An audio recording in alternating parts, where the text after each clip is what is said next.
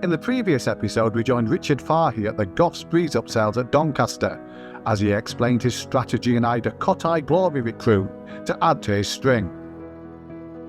Having successfully landed his top target, we caught up with a trainer and the colt to see how he's been settling in and find out the all-important name.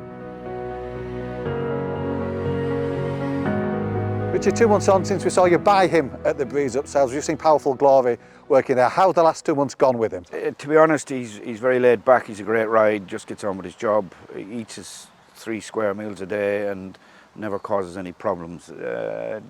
When you say problems, we get lists, WhatsApp groups at the moment there. If anything's left or if anything's not right, or if he's never on that list, which is always a good sign. So he's here, but he's not causing any problems. We sort of kept him going after the breeze. When I say kept him going, we let him have a couple of flicks. You were always dreaming of Ascot. It's around Ascot time. Felt he wasn't the right horse to try and get ready for there. Nothing, you know, his work wasn't bad or anything. He just physically, he's just quite a big horse, and we just felt we would be rushing him. And to be fair to Sheikh Rashid, he sort of put me under no pressure whatsoever to try and get him there. But I gave him the chance, and then we just backed off from there for a couple of weeks. Just give him a little bit of, when I say backed off from, just cantered, no fast work. And it's done him no harm. A little break has done him no harm. Now we've stepped him back up to his fast work. That's his sort of second gallop back. And all the signs are very, very good. The lads love him, great mind, as we saw at the Breeze-Up. I think that was one of the things we really stressed on. He seemed a laid-back character. But when you ask him to go, as you can see this morning, he goes and then walks off the gallop at the end. So mentally he's very mature, and he's making it easy for me to train him. Next week we'll step up again, maybe just ask him a little bit more. He's come up with a couple of race 2-year-olds there this morning. We just popped him in the middle, part of his education, and as you can see, he's doing things really easy. The next step is to maybe step him up in quality, maybe send him with an old horse and find a race for him, you know.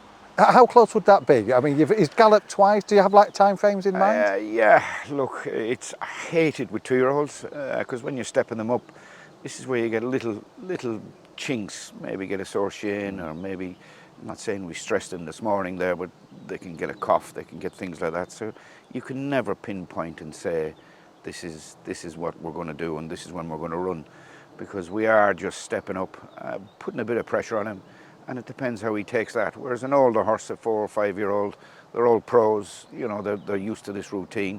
We've just got to guide him through this bit.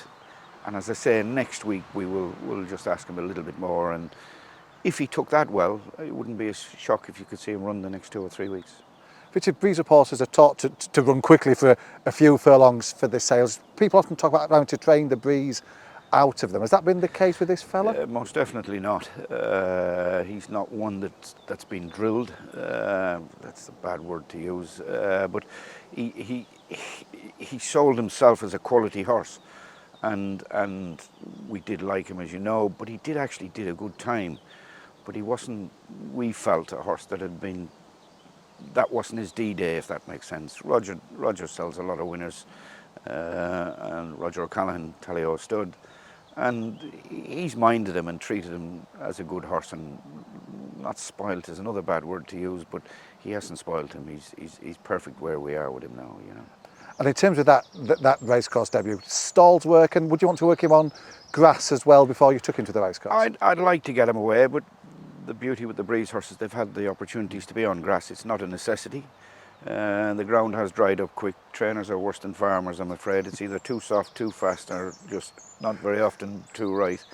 We've had a bit of rain today. If I got the opportunity, I would try and get him on the grass, but it's not a necessity. He's done all that. In terms of stall work, do you do plenty before they go to the races? That's part of a normal routine? We tend to, everybody does it differently. We'll walk them through his yearlings. Now, he's walked a few times through. I don't know if Roger had put him through, but I tend to put them in last minute. And when I say last minute, they've walked through, but I tend to jump them very late, because when they're ready to run, you feel there's manners on them. They're not being cheeky, naughty schoolboys, and we like to put them in sort of week, 10 days before. Now, he hasn't got an entry, but I'm sure it won't be a problem. He seems to have a good mind, and he has walked through a couple of times, so it won't be a problem. When do you start to get a sense of the sort of level of ability, what your expectations are for him? Does it go as a blank canvas to that first day at the racecourse, or will you have some level of expectation? It would be where, if we got him away up on the grass there, we'd have a trial gallop and just see what is under the bonnet. Or from here, look, we're pleased enough with what he's doing here. As I keep repeating there, next week we'll probably send him with an older horse and just grab hold of him a bit and just have a little dip, as we call it, just to see what we think. But at the moment everything is good and we're very pleased with him.